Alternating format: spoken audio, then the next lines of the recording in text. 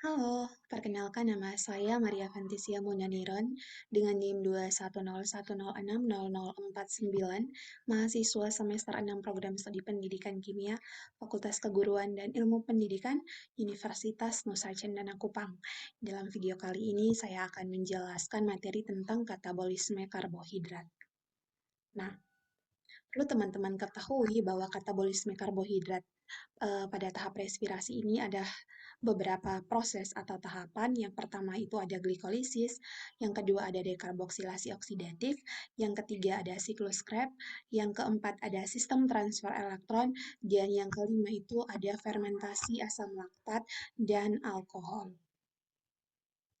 Selanjutnya kita langsung masuk pada tahap yang pertama, yaitu tentang glikolisis. Nah, perlu teman-teman ketahui bahwa glikolisis sendiri adalah jalur yang sangat penting dalam mengubah glukosa menjadi pirufat. Konversi ini diperlukan untuk memproduksi adenosin trifosfat atau ATP atau energi siap pakai.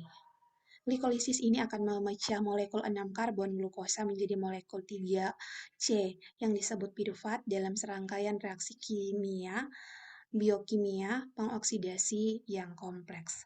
Kemudian teman-teman ketahui bahwa glikolisis ini juga terjadi di dalam sitoplasma semua sel. Nah, untuk proses glikolisis ini akan dibagi menjadi dua. Yang pertama itu tahap untuk membutuhkan energi dan yang kedua itu tahap menghasilkan energi. Kita lihat pada tahap yang pertama di sini, eh, enzim heksokinase akan mengkatalisis fosforilasi glukosa, di mana glukosa, glukosa dan ATP ini merupakan substrat untuk reaksi. Dia akan menghasilkan molekul dia akan menghasilkan molekul glukosa 6 fosfat ini. Dia akan menghasilkan molekul glukosa 6 fosfat dan adenosin difosfat atau ADP sebagai produk. Selanjutnya, isomerisasi mengkatalisis konversi glukosa 6 fosfat ini menjadi salah satu isomernya, yaitu fruktosa 6 fosfat. Selanjutnya, terjadi fosforilasi yang mengubah fruktosa 6 fosfat yang dikatalis oleh enzim fosfofruktokinase menjadi fruktosa 1,6 bifosfat. Ini menjadi fruktosa 1,6 bifosfat. Selanjutnya, enzim fruktosa bifosfat aldolase membelah 1,6 bifosfat menjadi dua isomer 3 karbon. Jadi dia akan membelah 1,6 bifosfat menjadi dua isomer 3 karbon. Ini yaitu eh, dihidroksiaseton fosfat dan gliseraldehida 3 fosfat.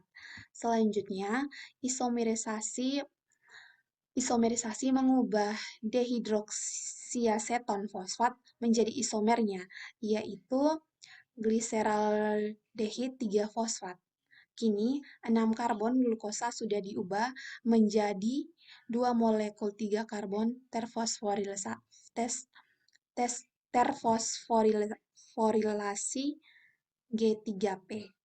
Nah, selanjutnya pada tahap yang kedua yaitu tahap untuk menghasilkan energi. Nah, pada proses ini sebagian gula dioksidasi.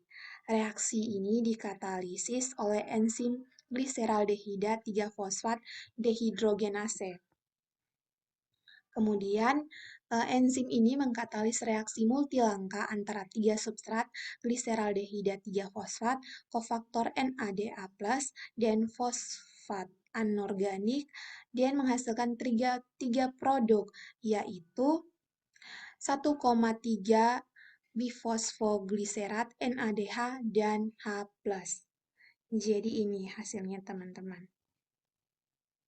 1,3 bifosfogliserat, NADH, dan H+. Selanjutnya, proses Yang ketujuh, ini dikatalis oleh fosfogliserat kinase 1,3 bis fosfogliserat memindahkan fosfat ke ADP, membentuk satu molekul ATP dan satu molekul 3 fosfogliserat. Nah, ini akan membentuk 3 fosfogliserat. Selanjutnya, eh, gugus fosfat yang tersisa dalam 3 fosfogliserat berpindah dari karbon ketiga ke karbon kedua menghasilkan menghasilkan 2 fosfogliserat. Selanjutnya, enolase menyebabkan 2 fosfogliserat kehilangan air dari strukturnya. Ini kehilangan air dari strukturnya ya. Kehilangan air dari strukturnya. Ini adalah reaksi dehidrasi namanya, menghasilkan pembentukan ikatan rangkap yang meningkatkan energi potensial pada ikatan fosfat yang tersisa dan menghasilkan fosfonilpirufat. Nah, proses terakhir ini, proses terakhir glikolisis adalah dikatalis oleh enzim pirufat kinase,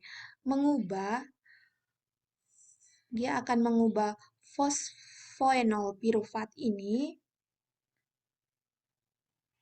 secara bersamaan mengubah ADP menjadi ATP. Dia akan mengubah ADP ini menjadi ATP. Sehingga dapat disimpulkan bahwa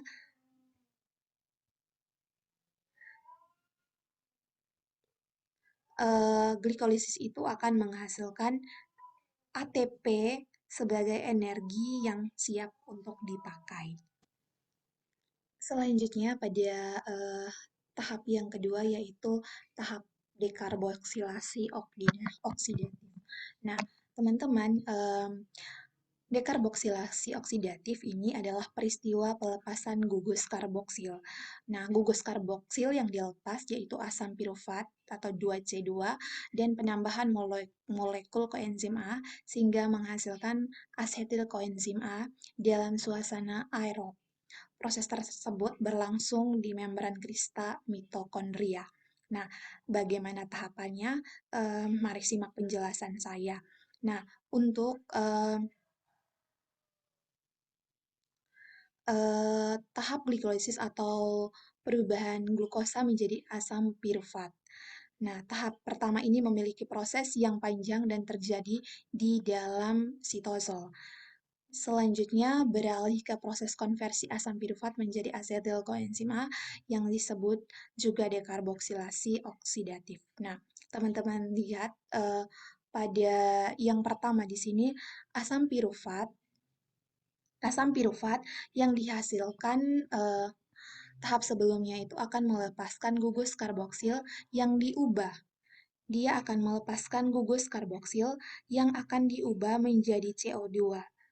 Sisa atom C akan berbentuk CH3COO-. Nah, kemudian CH3COO- akan memindahkan kelebihan elektronnya kepada molekul NADA+ untuk diubah menjadi NADH. Dari NADA+ ini kemudian akan diubah menjadi NADH. Sedangkan CH3COOH akan berubah menjadi asam asetat. Selanjutnya, asam asetat akan terikat dengan koenzim A, sehingga membentuk koenzim. Jadi ini, dia akan berikatan dengan koenzim A, sehingga dia mampu membentuk koenzim. Nah, selanjutnya pada tahap yang ketiga atau proses yang ketiga itu tentang sistem transfer elektron. Jadi, transfer elektron adalah proses panen energi ATP yang berasal dari NADH dan FADH2 yang berasal dari reaksi sebelumnya. Nah, tahapan ini merupakan tingkat respirasi yang paling banyak menghasilkan ATP. Senyawa NADH dan FADH mengandung elektron H+ yang akan ditransfer atau ditransfer keluar dari membran dalam mitokondria. Nah, selama proses transfer tersebut, elektron akan melewati serangkaian reaksi untuk membentuk ATP melalui mekanisme fosforilasi oksidatif. Nah, fosforilasi oksidatif adalah proses menghasilkan ATP secara aerob di dalam kristal mitokondria dengan menggunakan sistem transport elektron. Pada tahapan akhir dari perjalanan elektron H+, maka elektron akan bereaksi dengan O2 membentuk air. Tempat terjadinya transfer elektron yakni di kristal mitokondria. Jumlah total NADH dari reaksi pertama hingga ketiga adalah 10 buah, sedangkan FADH ada 2 buah hasil dari transfer elektron yakni 34 ATP dan 6 H2O. Jadi 34 ATP dari sistem transfer elektron ini terdapat di sini, yang itu 4 ATP tambah 6 ATP sudah 10 ATP, tambah 18 ATP ada 28 ATP, tambah 4 ATP ada 32 ATP, dan tambah 2 ATP ada 34 ATP untuk sistem transfer elektron. Sedangkan proses katabolisme karbohidrat itu terdapat maksimum per glukosa itu ada 38 ATP. Selanjutnya ini adalah siklus Krebs. Nah, untuk siklus Krebs di sini ada 8 tahap. Yang pertama di sini proses pembentukan sitrat. Jadi di sini ada proses pembentukan sitrat. Dalam proses ini terjadi penggabungan antara molekul asetil koenzim A. Jadi terdapat penggabungan dari molekul asetil koenzim A membentuk sitrat dengan oksalasetat yang membentuk asam sitrat yang dibantu dengan enzim asam sitrat sintase. Selanjutnya, sitrat yang dihasilkan dari proses sebelumnya akan diubah menjadi isositrat. Dia akan diubah menjadi isositrat, kemudian dengan bantuan enzim akotinase yang mengandung Fe2+. Kemudian yang ketiga itu terjadi proses dekarboksilasi atau perombakan pertama kali isositrat yang terbentuk dari tahapan sebelumnya dioksidasi menjadi oksalosukinat yang terikat oleh enzim isositrat dehidrogenase. Pada tahap ini isositrat diubah menjadi alfa-ketoglutarate oleh enzim yang sama dibantu dengan NADH. Jadi akan diubah menjadi alfa-ketoglutarate dengan bantuan NADH. Selanjutnya terjadi proses pengubahan alfa-ketoglutarate ini menjadi suksinil koenzim A. Menjadi suksinil koenzim A oleh enzim alfa-ketoglutarate kompleks dari proses oksidasi. Selanjutnya, suksinil koenzim A ini diubah menjadi suksinat. Dia akan diubah menjadi suksinat, tidak hanya dibantu dengan enzim tahap pengubahan ini dibantu juga dengan Mg2+ dan GDP yang bersama fosfat membentuk GTP. Jadi dia akan bersama fosfat membentuk GTP dan ATP. GTP inilah yang diubah menjadi ATP sehingga menjadi energi yang dibutuhkan jaringan. Selanjutnya yang keenam ini, pada tahap ini suksinat akan dioksidasi menjadi fumarat dengan bantuan enzim suksinat dihidrogenase. Selanjutnya yang ketujuh, pada tahap ketujuh adalah proses hidrasi. Pada proses ini terjadi penambahan atom hidrogen pada ikatan karbon sehingga menghasilkan produk berupa malat. Ini menghasilkan produk berupa malat. Selanjutnya pada tahap yang terakhir itu malat dioksidasi. Malat ini akan dioksidasi untuk menghasilkan oksaloasetat dengan bantuan enzim malat dehidrogenase. Kemudian oksaloasetat akan menangkap asetil koenzim A sehingga siklus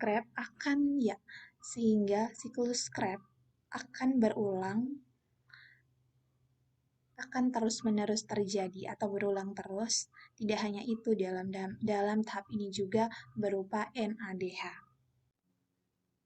Nah, selanjutnya kita masuk pada tahap yang terakhir di sini itu bagaimana fermentasi asam laktat dan alkohol. Jadi, yang perlu teman-teman ketahui bahwa fermentasi sendiri itu adalah proses kimia di mana gula itu dipecah tanpa adanya oksigen. Artinya bahwa proses ini merupakan proses anaerob yang berlangsung tanpa adanya oksigen. Nah, jadi kita lihat langsung yang pertama di sini yaitu bagaimana fermentasi dari asam laktat. Jadi fermentasi asam laktat ini adalah proses di mana glukosa jadi proses di mana di glukosa ini diubah menjadi piruvat dan NADH. Kemudian piruvat diubah menjadi laktat atau asam laktat sekaligus menghasilkan 2 ATP. Nah, sedangkan pada proses fermentasi alkohol yaitu suatu proses di mana piruvat 3 karbon diubah menjadi 2 karbon asetaldehid dan kelebihan karbon dikeluarkan sebagai karbon dioksida.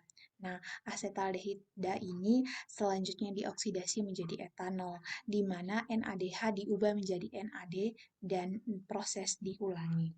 Nah, kemudian kita lihat bagaimana persamaan dari fermentasi alkohol dan asam laktat ini. Jadi, keduanya ini merupakan sama-sama memecah molekul glukosa menjadi 2 molekul piruvat. Keduanya juga menghasilkan energi yang lebih sedikit daripada yang dihasilkan oleh respirasi aerob atau menggunakan oksigen. Kemudian, untuk penerimaan elektron, seperti yang disebutkan sebelumnya, fermentasi alkohol dan asam laktat itu memiliki penerima elektron yang berbeda. Pada fermentasi alkohol, NADH menyumbangkan elektron ke turunan piruvatnya yaitu asetaldehida. Sedangkan pada fermentasi asam laktat, elektron langsung disumbangkan ke asam piruvat. Kemudian pada fermentasi asam laktat itu menggunakan enzim laktat dehidrogenase untuk mengubah piruvat menjadi asam laktat. Sedangkan pada fermentasi alkohol itu menggunakan alkohol dehidrogenase untuk mengoksidasi NADH menjadi NAD+. Kemudian untuk hasilnya itu fermentasi alkohol akan menghasilkan 2 etanol, 2 ATP, dan juga 2 karbon dioksida. Sedangkan untuk fermentasi asam laktat itu menghasilkan 2 asam laktat dan 2 ATP. Kemudian, fermentasi asam laktat itu biasanya terjadi dalam tubuh manusia, sedangkan fermentasi alkohol tidak dapat terjadi dalam tubuh manusia. Fermentasi asam laktat menyediakan ATP untuk energi ketika manusia menggunakan ototnya secara berlebihan. Sedangkan fermentasi asam laktat di tubuh juga terjadi saat otot tidak dapat mendapatkan suplai oksigen, namun tetap digunakan untuk bergerak. Asam laktat yang dihasilkan membuat otot terasa terbakar, kaku, pegal, dan juga lelah. Mungkin itu penjelasan dari saya tentang katabolisme karbohidrat. Sekian dan terima kasih.